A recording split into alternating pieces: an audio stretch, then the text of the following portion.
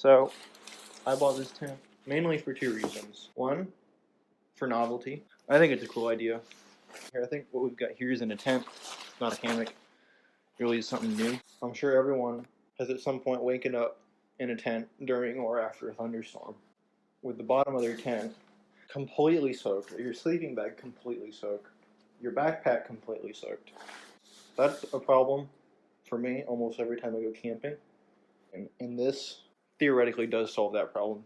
There are some claims about its comfort. I think, as far as I can tell, sleeping in a hammock is more of a skill that needs to be learned. It's not, at least for me, it's not an innate skill. And this is much more like sleeping in a hammock than it is like sleeping in a tent. I also bought this tent wondering, big wonder was, can I use this on the ground like a normal tent without stringing up the ends?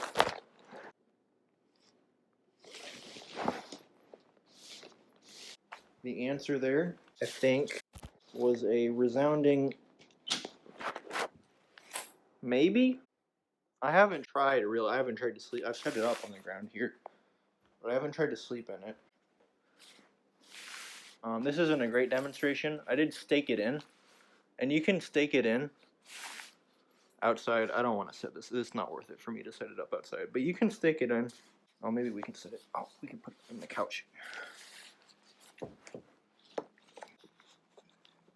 There we go. And that will pop up. It's not really a tent. It's not. It's more of a hammock than it is a tent, but it's definitely not a hammock. The UNA Tentsile here, it's a pretty new product. It is not optimized for backpacking. This is, when you look at the package weight on REI, it's like 6 pounds or something ridiculous. That's the package weight. That includes this massive steel ratchet. And obviously you can put a lot of tension on that with the ratchet. You don't need the ratchet. You don't need to carry around the ratchet. You don't really even need to use the ratchet. You can just reef on this thing. This thing works real well. This is the lightweight tensioner. And this is just solid steel. It's so heavy. You could definitely put these in as either tack welded pins or just press fit pins. They're not going anywhere. There's no reason to have these bolts. That said, this hand tension device, this design works really well with these straps. You can put a lot of tension on it. These square straps, solid. I think 1/4 inch steel as well. No reason for that to be steel. That can be tie, probably wouldn't. You can tell it is optimized more for usability and low cost. They're trying to get people to buy this product. This is only $200. The straps are incredibly long, and I understand why they did that. So you have versatility in picking a spot, because obviously you got to find 3 trees, and they got to be like, this isn't the correct geometry here. They pretty much got to be set up. One trick for adjusting it properly on the tree is to slide it over sideways like this, and the friction will actually hold it so it's not like right in line with where it would be. It's not as hard as you might expect to find the 3 trees.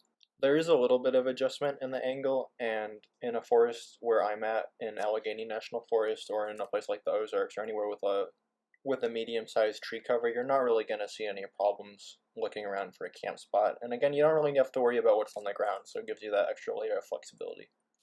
Once you get in, you'll see that the inside area of the tent is actually quite large. I think there is enough room to store your backpack in it by clipping it up on the hook this way.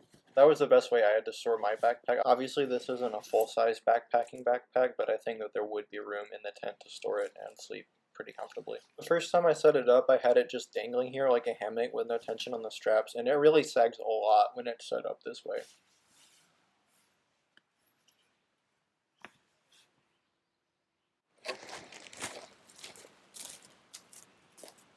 Once you yank on the strap, you'll see the tent raises up quite a lot, and the bed of the tent gets a lot stiffer and a lot more comfortable to lay in. This is the way the tent's meant to be set up, but you really do have to yeet on that strap pretty hard, and that's why they include that heavy-ass ratchet strap. Once you do get it set up correctly with the tension and hop in, you'll see that the weight of your body, you'll sag that hammock down and separate the bed of the hammock from the fly and create a nice little space. And you get plenty of headroom. It's a pretty comfortable space.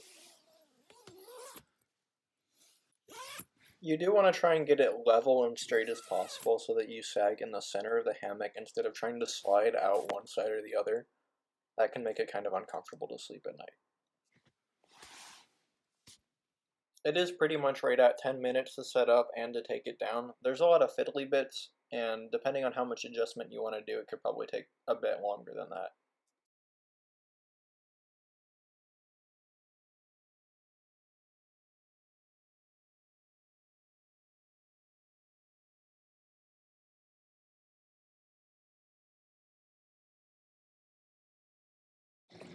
Yeah, it's a real mixed bag. I'm enjoying it. I think the novelty is fun. I don't regret buying it at all. There's definitely some things I can do to make it a lot lighter weight for backpacking. I think if you can make an aluminum one of these, get rid of the ratchet strap, lightweight a few things, I think you're probably looking at closer to 3 to 4 pounds. This is at least a pound, so it's not as bad. You can use it. You can definitely use it for backpacking.